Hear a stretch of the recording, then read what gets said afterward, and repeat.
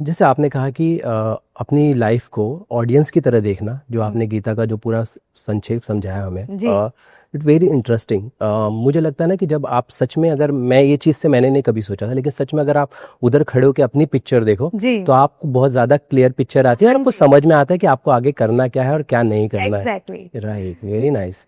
अच्छा, मुझे बताइए ना कि जब आप 10 साल एक शो के साथ जुड़े हो, जी उस दौरान पे, जैसे मैं इनसिक्योरिटीज़ की बात कर रहा था, जी उस 10 साल में ऐसी क्या चीज़ें थी जो आपके, कि आर्टिस्ट ना अंदर से कुलबुलाते रहता है, यार जी कुछ चाहिए चाहिए, क्या वो कभी वो नहीं आया कि 10 साल एक शो को मैं इन्वेस्टेड हूँ, क्या होगा, मुझे वो करना है, क्या ऐसी ये चीज़ें नहीं हुई आपके? नहीं ऑफ कोर्स होती है। सैचुरेशन तो हर जगह आ जाता है और हम आर्टिस्ट बने ही इसलिए हैं, अदरवाइज हम ऑफिस जॉब कर रहे होते।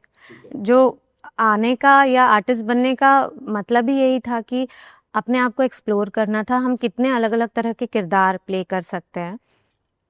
सो इनसिक्योरिटी कभी नहीं हुई। और भाभी जी में भी 10 साल जितना मैंने काम किया, आई मतलब मैं क्या क्या बताऊं, मैं पूरी हार्ट एंड सोल अपना अपना लगाया उस शो में। And I love my work. सबसे बड़ी चीज़, मैं सिर्फ जैसे मैं सिर्फ डॉक्यूमेंट साइन करने के लिए नहीं जाती हूँ कि पर डे, मुझे अपने काम में मज़ा आता है। I love my work. तो 10 साल कहाँ निकल गए पता ही नहीं चला उसमें। बिकॉज कॉमेडी था, अलग अलग कैरेक्टर्स आते थे। सो और मैं सारे लुक्स खुद ही डिसाइड करती थी, मतलब पूरा इनपुट ये होता था कि नहीं कपड़े ऐसे ही है, ऐसा वो ऐसा, बाल ऐसे ही ऐसे। तो कहाँ निकल गए 10 साल पता नहीं चला, बल्कि 19 साल हो जाएंगे मुझे इंडस्ट्री में अभी कमिंग मार्च में। तो 19 ईयर्स ऑफ माई जर्नी। तो कहाँ चले गए ये 19 साल, मुझे तो सच में पता नहीं चला। Like but I enjoyed the journey. Overall बहुत अच्छी जर्नी रही है मेरी, अप्स एंड डाउन्स भी बहुत रहे। बट वो सारा, जैसा कि मैंने कहा अभी, कि वो जो भी होता है वो आपके हाईएस्ट गुड के लिए होता है। There is something, some divinity is planning your life, और जो भी होता है वो अच्छे के लिए होता है। उस वक्त हमको लगता है कि अरे मुझे इस सिचुएशन से निकलना पड़ रहा है, बट जब आप बाहर आकर देखते हो तो वो बहुत ज़रूरी होता है आपकी पर्सनैलिटी, आपके व्यक्तित्व निर्माण के लिए। जैसे आपने ये भी बताया 10 सालों का जो ये जर्नी था, सैचुरेशन कब आखिरी में आनी शुरू हुई थी या एंजॉय कर रहे थे आप, मुझे नहीं, बताएं। मैं तो एंजॉय एंजॉय कर कर रही रहे थे। थी। लेकिन हाँ, मुझे बीच बीच में फिर ऐसा लग रहा था कि अब कुछ और करना चाहिए, अब कुछ नया ट्राई करना चाहिए। मतलब 10 साल में मैं जितना दे सकती थी अपनी तरफ से, I gave with my heart and soul.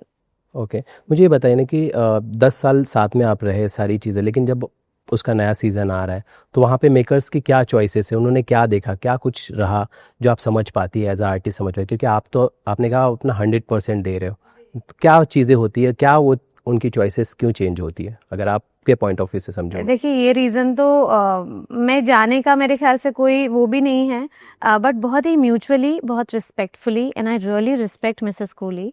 I am really grateful to the entire team like edit 2 and TV that they gave me this wonderful opportunity, Anguri Bhabi, and I enjoyed thoroughly playing this character. I have put my heart and soul to it, और वो सब भी जानते हैं। In fact अभी हम awards में मिले थे आइटा में, I met Mrs Kohli, and वो हर जगह मेरा हाथ पकड़ के चल रही थी। तो I am really grateful to her. और फिर मुझे लगता है कि एक ही चीज़ को आप कितने टाइम तक करोगे। जो मतलब ये जो डिसीजन था बाहर आने का, तो मैं खुद भी चाह रही थी एज एन एक्टर अपने आप को एक्सप्लोर करना, थोड़ा और जानना,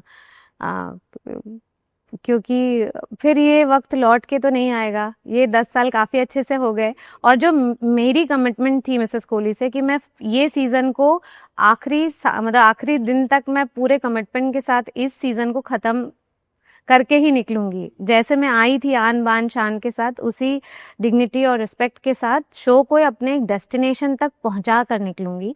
वो मेरा प्रॉमिस था, एंड दैट आई डिड। क्योंकि मुझे कोई भी चीज़ कभी बीच में छोड़ना पसंद नहीं है।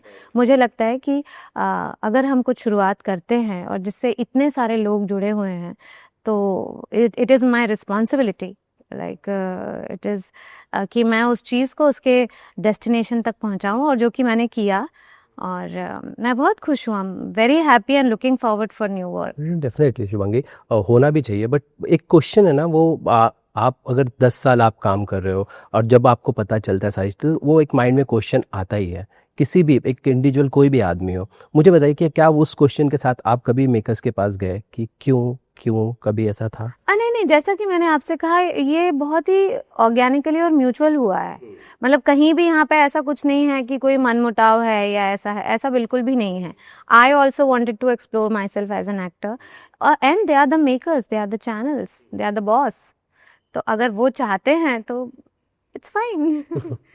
हाँ, क्योंकि पूरी अब जब ये सीज़न आया और जिस तरह से अब बातें हो रही है, आप सब जानते हैं और उसके बारे में कुछ छुपा नहीं, जिस तरह से बातें हो रही है कि क्यों सारी कास्ट तो है, आप नहीं हो, उस इसलिए मैं ये जानना चाह रहा था कि वो, क्योंकि आप 10 साल अगर किसी शो के साथ हो तो वहाँ पे बहुत सारी चीज़ें होती, कभी टेंट्रम उठना लगेगा, कभी टाइमिंग को लेके सारी चीज़ें, कभी आपको कभी इस तरह की कोई चीज़ें फेस हुई इस पूरे नहीं पीरियड में? नहीं, मुझे तो बिल्कुल फेस नहीं, ना मैंने की और ना ऐसा माहौल था। बहुत अच्छा माहौल था हमारे सेट का, कोई ईगो क्लैशेस नहीं, कुछ नहीं। और सारे सीनियर और मैच्योर लोग हैं, आसिफ जी, रोहित जी, राकेश जी जो पापा डैडू प्ले करते हैं, तो ऐसा कुछ नहीं रहा। देखिए, जर्नी आपकी डिसाइडेड होती है और 10 साल आई थिंक बहुत होते हैं, 10 years बहुत होते हैं एक किरदार को देना। तो मुझे भी, तो मैं चाहती हूँ अपने ऑडियंस को, मैं यही कहना चाहती हूँ कि I will come very very soon with different character, and काम करना तो मैं बिल्कुल डेफिनेटली नहीं छोड़ूंगी। I am going to entertain you all till my last breath. मैं तो चाहती हूँ मेरा पैकअप भी सेट पर ही हो, मतलब मेरी ज़िंदगी का पैकअप भी सेट पर ही हो। So that is my dream. So yeah, और बाकी जैसा कि मैंने आपको कहा कि होता है ना कि यू शुड ऑलवेज, आपके पास बहुत सारे आपके सामने बहुत सारी चीज़ें पड़ी हैं, कुछ अच्छी हैं कुछ बुरी हैं। So always pick the positive and just. जहाँ मैं एक तरफ देखता हूँ कि आईटी अवार्ड में आप बेस्ट एक्ट्रेस कॉमेडी जीतती हैं, लेकिन वहीं पर जब शिल्पा जी ये कहती है कि कॉमेडी सबके बस की बात नहीं है ना, मुझे ये समझाइए कि जो वो चीज़ आती है वो कहाँ से आती है, वो क्या है? क्योंकि बातें हो रही है शिवांगी, हम उससे वो नहीं कर सकते, और जैसे हमने कहा कि इतना लंबा टाइम आपने उस कैरेक्टर को जिया है, ना कि उसे बहुत बड़ा किया है, तो इसलिए मैं ये चीज़ समझना चाहता हूँ, उस पर आपका क्या जवाब होगा? देखिए, मैं एक ही लाइन इस चीज़ के लिए एक तो बोलूँगी कि मैंने जब तक वो शो किया अपनी पूरी लगन के साथ, मन वचन कर्म के साथ, I have put my heart and soul to that character, और रेस्ट ऑडियंस का इतना प्यार मिला है मुझे और अभी भी मिल रहा है, तो शत शत नमन है पूरे ऑडियंस को, उनका प्यार सर आँखों पर। और बाकी जो भी इस तरह की बातें चल रही है उसके लिए नो कमेंट्स, थैंक यू। और शिवांगी, मैं समझ सकता हूँ, लेकिन जिस जिस तरह से आप आफ्टर दैट आप लोगों ने, शिल्पा और आपकी बातचीत भी होती रही उस शो के बाद, आपने बताया था कि काफ़ी आप लोगों की बीच में कन्वर्सेशन भी रही है, जिस तरह से उन्होंने कॉपी करने की बात कही या जिस तरह से उन्होंने कहा कि कॉमेडी सबके बस की बात नहीं, इसलिए मैं समझा उनकी पर्सनैलिटी आप कैसे समझ पाती है as a artist? No comment, sorry, thank you, I don't want to comment on this. क्या आप हर्ट हैं इन बातों से? नहीं नहीं, बिल्कुल नहीं। मैंने आपको कहा कि मैं अब साक्षी भाव से देखती हूँ हर सिचुएशन को, जो भी हो रहा है it is happening for my highest good, that I know. I can understand Shivangi, but मुझे ये चीज़ समझना है कि क्या ये चीज़ें कुछ मार्केटिंग के लिए भी ऐसी सारी चीज़ें की जाती हैं कि एक आ गए हैं तो चलो कुछ और हल्ला हो जाए? I have no idea. I think जैसा मैंने शुरू में भी कहा कि your work should speak, rest everything. आप जो काम कर रहे हो उसको आप पूरी ईमानदारी और शिद्दत के साथ करो।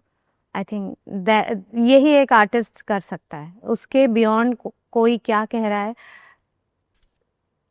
उस पर मैं बिल्कुल भी नहीं जाना चाहती। मैं अपने ऑडियंस के प्यार से इतनी खुश हूँ, और जैसा कि मैंने कहा कि शत शत नमन है उनको। और एक और चीज़ हर्ष, मैंने आपको शुरू में कही कि ये जो 3 चीज़ें हैं ना, simplicity, honesty and humility, I just want to keep it intact because whatever is there, it's here. You know, जो आप यहाँ से हो वो आप यहाँ हो। तो and I treat my body as temple. I don't want to keep any negativity, any complaints, any blame game. मुझे बस चलते रहना है और अपना काम करते रहना है। और मेरी बेटी, I am a single mother, उसको सही परवरिश देनी है, संस्कार देने हैं और उसको एक अच्छी जगह पहुंचाना है। सो इसके अलावा ऐसे घोड़े की तरह मैं कुछ भी नहीं देख रही हूँ।